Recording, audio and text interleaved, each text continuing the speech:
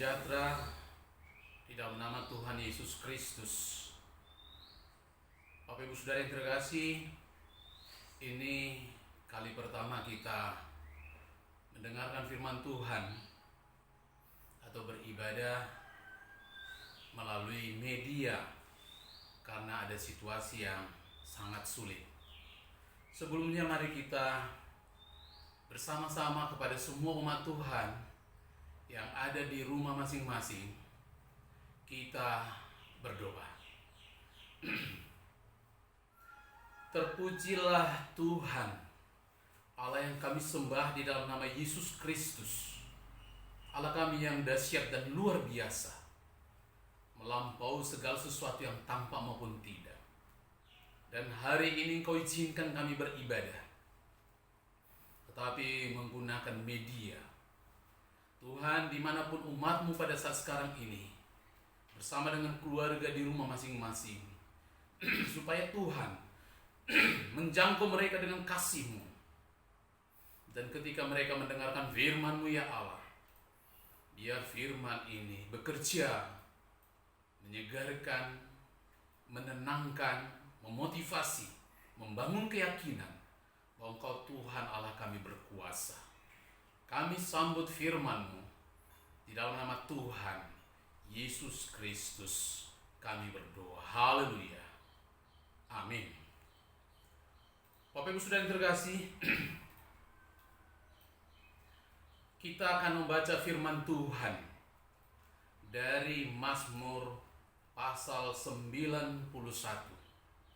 Mari Bapak Ibu mengambil Alkitab, kita sama-sama membaca Mazmur 91 ayat yang pertama sampai pada ayat yang ke-11. Saya membacakan bagi kita semua. Kiranya Bapak Ibu dan Saudara terkasih bahkan juga semua anak-anak boleh menyimak firman Tuhan. Dalam lindungan Allah, Mazmur 91. Orang yang duduk dalam lindungan yang maha tinggi dan bermalam dalam naungan yang maha kuasa akan berkata kepada Tuhan, tempat perlindunganku dan kubu pertahananku, Allahku yang kupercayai. Sungguh dialah yang akan melepaskan engkau dari jerat penangkap burung, dari penyakit sampar yang busuk. Dengan kepaknya ia akan menudungi engkau. Di bawah sayapnya engkau akan berlindung. Kesetiaannya ialah perisai dan pagar tembok. Engkau tak usah takut terhadap kedahsyatan malam, terhadap panah yang terbang di waktu siang, terhadap penyakit sampar yang berjalan di dalam gelap, terhadap penyakit menular yang mengamuk di waktu petang. Walau 1.000 orang rebah di sisimu dan 10.000 di sebelah kananmu, tetapi itu tidak akan menimpamu. Engkau hanya menontonnya dengan matamu sendiri dan melihat pembalasan terhadap orang-orang fasik. Sebab Tuhan ialah tempat perlindunganmu, yang maha tinggi telah kau buat tempat perteduhan. Malapetaka tidak akan menimpa kamu, dan tulah tidak akan mendekat kepada kemahmu. Sebab malaikat-malaikatnya akan diperintahkannya kepadamu untuk menjaga engkau di segala jalan. Bapak Ibu Saudara yang terkasih, tidak bisa kita tutupi bahwa ada ketakutan besar yang melanda bangsa-bangsa di dunia pada saat sekarang. Juga melanda bangsa kita, bangsa Indonesia. Bahkan kepada kita pribadi-pribadi, kepada kita keluarga-keluarga, bahkan jemaat Tuhan. Bapak Ibu Saudara yang terkasih, saya mendapatkan informasi bahwa pertanggal 24 Maret 2020, berarti kemarin, hari ini belum lagi diupload, di Indonesia sudah ada 1.155 yang positif terkena virus corona, positif. Dan 102 orang yang meninggal dunia. Memang ada yang sembuh sebanyak 59 orang. Ini adalah data kemarin, dan saya kira hari ini juga akan bertambah lagi. Saudara, ini membawa sebuah situasi yang tidak mudah bagi kita. Nah, ternyata termasuk juga ada banyak anak-anak Tuhan, hamba-hamba Tuhan yang terkena virus ini. Mereka menderita, mereka mengalami rasa takut yang luar biasa. Bahkan ada sampai korban dan meninggal dunia. Nah, tentu akan ada pemahaman, pemikiran. Di manakah Tuhan saat manusia dilanda ketakutan itu? Di manakah Tuhan saat anak-anak Tuhan terkena virus corona ini? Apakah Allah tidak peduli? Orang akan mulai berpikir, apakah Allah peduli? Apakah mungkin Allah tidak sanggup lagi menyelesaikan persoalan yang begitu rumit dan mencengkam ini? Atau apakah firman Tuhan yang memberi 1000 janji telah tidak mungkin lagi relevan pada masa ini? Bapak Ibu Saudara yang terkasih, kalau di dalam pikiran kita terbesik seperti itu, tidak mudah karena memang kita mencampur logika, fakta-fakta dan keadaan situasi dengan keberadaan yang terjadi pada masa ini. Tetapi Bapak Ibu Saudara yang terkasih, kita harus kembali kepada firman Tuhan. Ayat-ayat yang indah yang baru saja kita baca. Itu sebabnya saudara yang terkasih, saya memberikan tema daripada firman Tuhan, Mazmur pasal 91 ini. Kabar baik di tengah kabar buruk. Apakah kabar buruk? Baru saja kita pahami. Tetapi saudara yang terkasih Bapak Ibu, kabar baiknya baru saja kita melihat. Ada 3 hal yang terjadi bagi orang yang berlindung dalam naungan Allah, yang tertulis dalam Mazmur 91. 3 hal yang saya singkat dengan 3T. T yang pertama adalah terlepas. T yang kedua tidak takut. Dan T yang ketiga tidak akan. Terlepas. Kalau kita lihat di dalam ayat 3a, bahwa sungguh dialah yang akan melepaskan engkau dari jerat penangkap burung. Ini janji Tuhan, bahwa kita atau pembaca Mazmur 91 ini, atau orang-orang percaya, atau orang-orang yang berlindung dalam kepak dan naungan Tuhan, dia akan terlepas dari jerat penangkap burung. Dia memakai kata penangkap burung untuk menunjukkan tentang perangkap orang-orang jahat. Dan di dalam ayat 3b disebutkan, dia juga terlepas dari penyakit sampar yang busuk. Nah, ini adalah wabah penyakit yang mematikan. Persis seperti situasi kita sekarang, virus corona, COVID-19. Dan bahkan selain daripada terlepas, ini janji Tuhan kepada kita. Bagi orang yang berlindung dalam naungan Allah, ia tidak takut. Di dalam ayat 5a, engkau tak usah takut terhadap kedahsyatan malam. Saudara, malam itu adalah suatu waktu yang sangat menakutkan bagi mereka yang sakit, bagi mereka yang menderita. Malam dan semakin larut itu semakin menakutkan. Tetapi diberitahukan terhadap kedahsyatan malam pun kau tidak perlu takut. Bahkan di dalam ayat yang ke-5b, tidak takut terhadap panah yang terbang siang. Saudara, ini berbicara tentang bahwa adanya serangan yang mendadak sekalipun memakai istilah panah, itu pun kau tidak perlu takut, tidak usah takut. Ini janji Tuhan. Dalam ayat 6a disebutkan, tidak takut terhadap penyakit sampar yang berjalan dalam kegelapan. Tidak takut terhadap penyakit sampar yang tidak terdeteksi di tengah kegelapan. Tidak takut di dalam ayat 6b terhadap penyakit menular yang mengamuk. Jadi penyakit menular ini berarti mengamuk lagi, berarti ini yang disebut dengan pandemik. Berarti sebuah wabah yang meluas dan yang cepat atau masif. Ini yang sedang kita alami. Tetapi dalam ayat 7 juga ada hal yang lebih menarik. Engkau tidak perlu takut walau rebah 1.000 orang di sebelah kirimu dan 10.000 orang di sebelah kanan. Rebah itu berarti berjatuhan, bisa pingsan, bisa mati.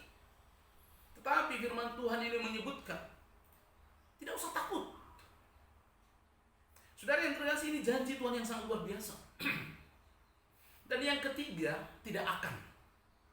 Saudara yang terkasih, dalam ayat yang ke-10a dikatakan tidak akan, malah petaka tidak akan menimpa kamu.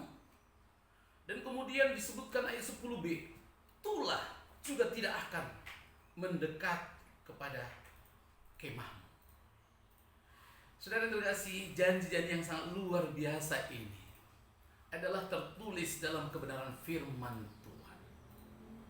Namun akan muncul pertanyaan, sejauh mana ayat-ayat pertolongan ini, ayat-ayat yang menyelamatkan ini, ayat-ayat yang heroik ini bisa terjadi kepada kita anak-anak Tuhan. Apakah ini hanya terjadi pada masa lalu ketika Mazmur ini ditulis? Atau apakah ini hanya terjadi kepada orang-orang tertentu saja? Bapak Ibu Saudara yang terkasih, memang pertanyaan itu pasti akan tersampaikan. Sebab antara firman yang begitu manis, indah, dan luar biasa dengan fakta yang kita lihat, sepertinya ada sesuatu yang sulit dipahami. Tetapi Bapak Ibu Saudara yang terkasih, kita harus melihat bahwa kita mengimani bahwa semua yang tertulis dalam Alkitab, mulai kitab Kejadian sampai kitab Wahyu, adalah nafas Allah.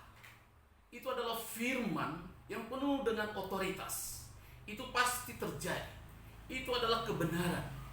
Firman ini dituliskan Allah untuk menunjukkan maksud, pemahaman tentang keberadaan dan tujuan Tuhan.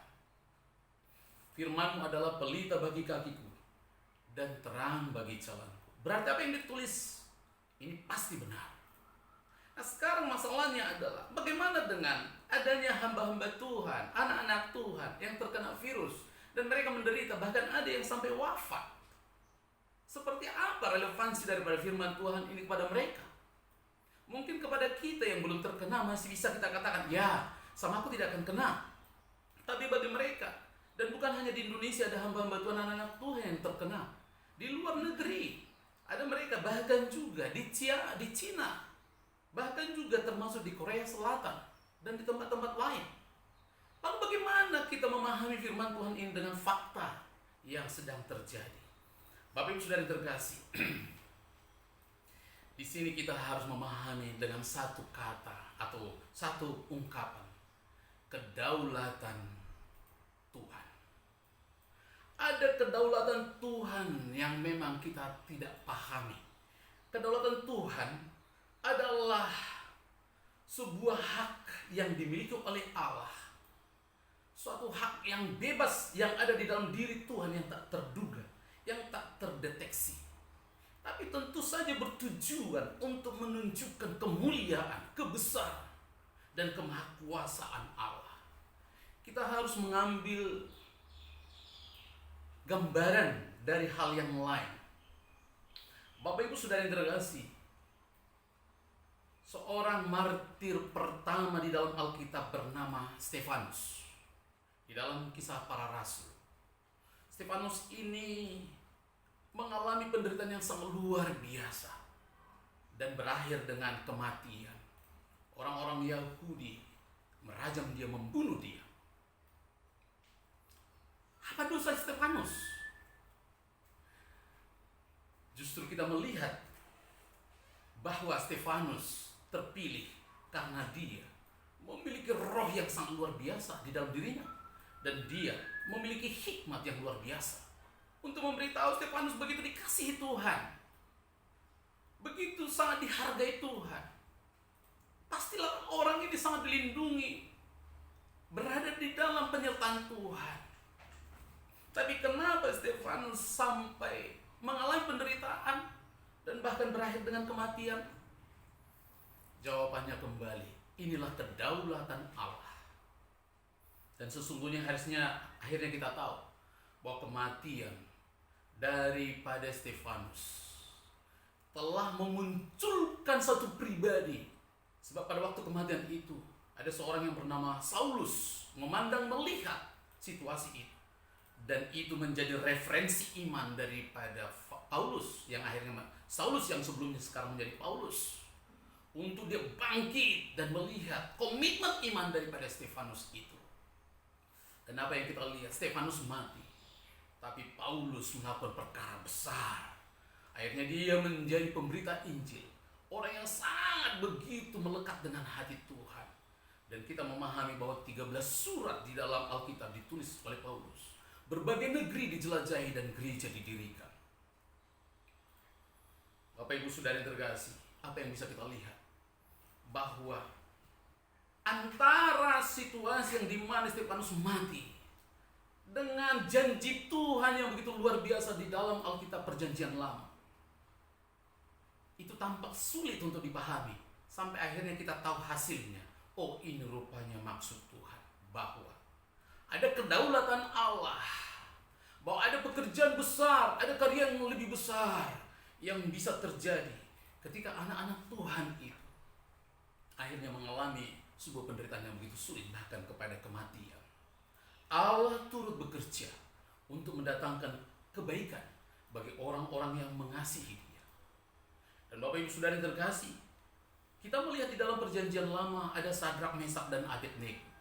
Mereka orang-orang yang sangat tekun, mereka sangat mencintai Tuhan, dan bahkan karena cinta mereka akhirnya diseret oleh orang-orang yang membenci, sampai kepada perapian yang menyala-nyala yang disiapkan.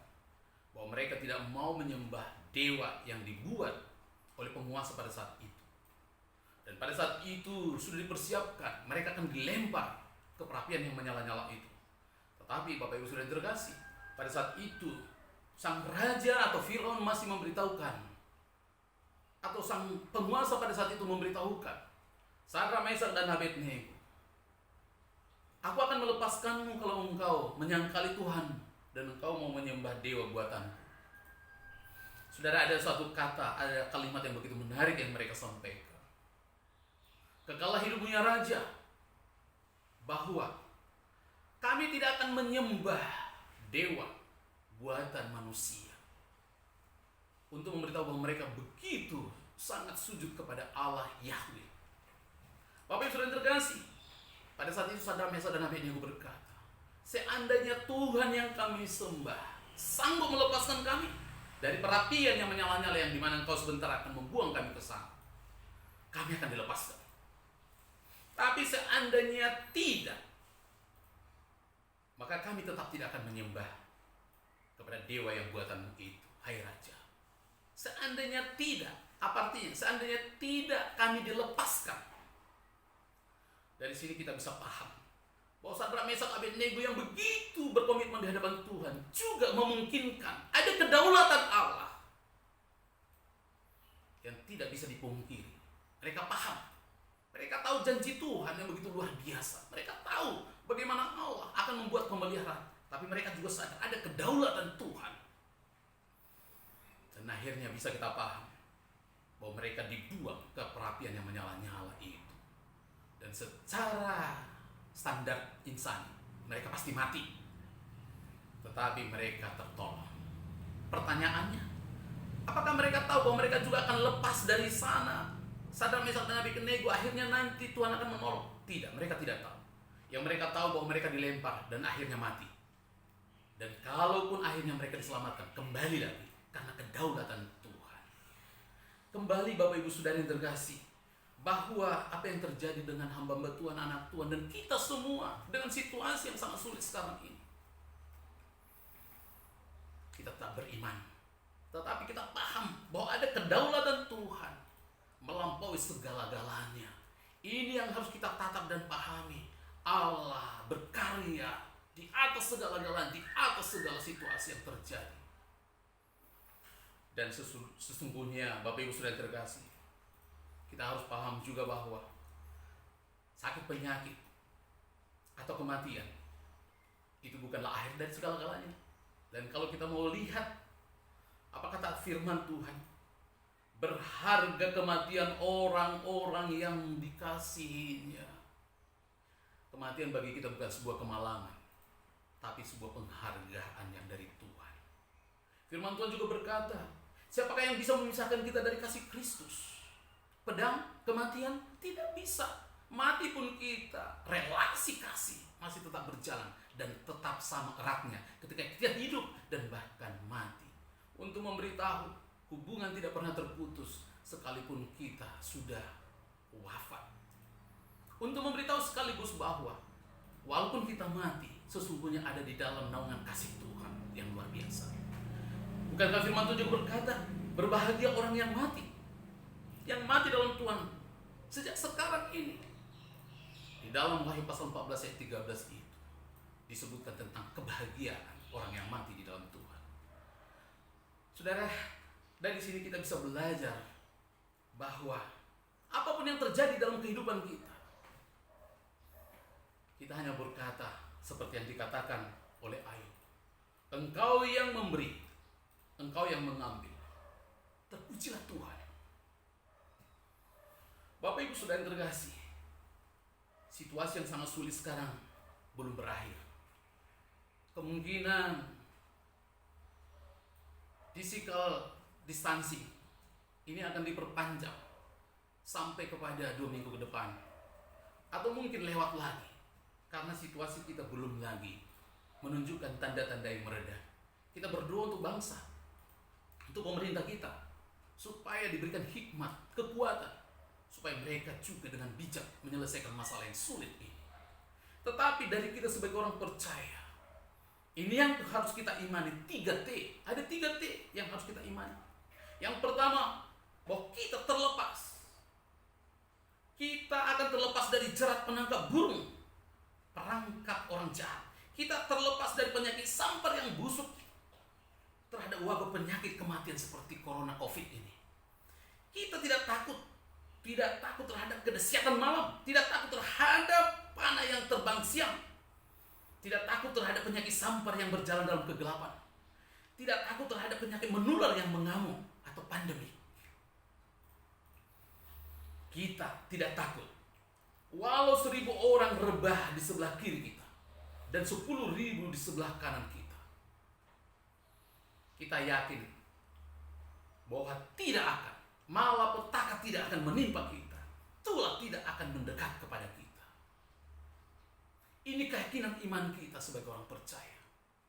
Dan kalau sesuatu yang terjadi kepada kita, berarti kedaulatan Tuhan sedang terjadi sangat luar biasa bagi kita. Semua pilihan manapun adalah pilihan yang baik.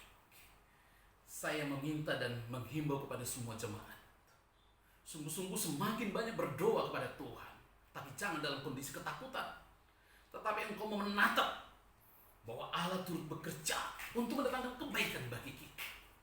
Itu sebabnya Bapak Ibu Saudara yang terkasih, tema yang saya berikan adalah kabar baik di tengah kabar buruk. Kabar buruknya virus corona ini masih mengintai semua bangsa, mengintai bangsa kita juga, semua orang. Tapi kabar baiknya bahwa Allah berfirman hari ini akan menjaga kita, melepaskan kita, atau Allah akan menunjukkan kedaulatan yang begitu luar biasa, yang memberikan kepada kita kemenangan rohani yang luar biasa lebih daripada apa yang kita pikirkan. Saya akan tutup daripada khotbah ini dengan satu kalimat: jangan takut, jangan cemas. Nikmati hidup persekutuan yang semakin akrab dengan Tuhan. Biar situasi ini akan kita pandang dengan kacamata rohani, bukan kacamata kedagingan atau ketakutan. Allah yang dipermuliakan dalam situasi apapun, dan kita akan sejahtera, damai, tenang, karena Tuhan memberi perlindungan yang cukup bagi kita. Amin. Mari kita berdoa. Bapa di dalam surga, terpujilah namamu Allah yang menyampaikan kebenaran firman-Mu kepada kami dalam Mazmur 91 ini. Ini yang kami imani dan ini yang kami yakini. Dan bahkan Engkau akan melakukan pemeliharaan lebih daripada apa yang kami pikirkan dan harapkan. Sebab Engkau adalah Bapa yang begitu baik. Engkau adalah Tuhan yang Maha Kuasa. Dalam perlindungan-Mu kami aman.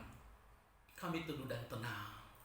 Dan kami terlalu yakin bahwa Engkau akan selalu membuat yang terbaik dalam kehidupan kami. Kalaupun terjadi sesuatu seperti yang tidak kami harapkan, tidak seperti yang kami inginkan, tapi kami paham itu semua menjadi indah karena Engkau sedang menunjukkan kedaulatan-Mu. Dan Engkau Allah kami, Allah yang selalu memperhatikan kehidupan kami pagi, siang, sore, dan malam. Dan hari ini pun kami mempertaruhkan hidup kami supaya dalam proteksi perlindungan-Mu begitu cukup bagi kami. Terpujilah nama-Mu dimanapun umat-Mu pada saat sekarang ini, keluarga demi keluarga, dan juga orang tua yang bersama dengan anak-anaknya. Tuhan sentuh, Tuhan peliharakan, cukupkan kebutuhan makan, minum, dan lindungilah. Di dalam nama Tuhan Yesus Kristus kami berdoa. Haleluya. Amin.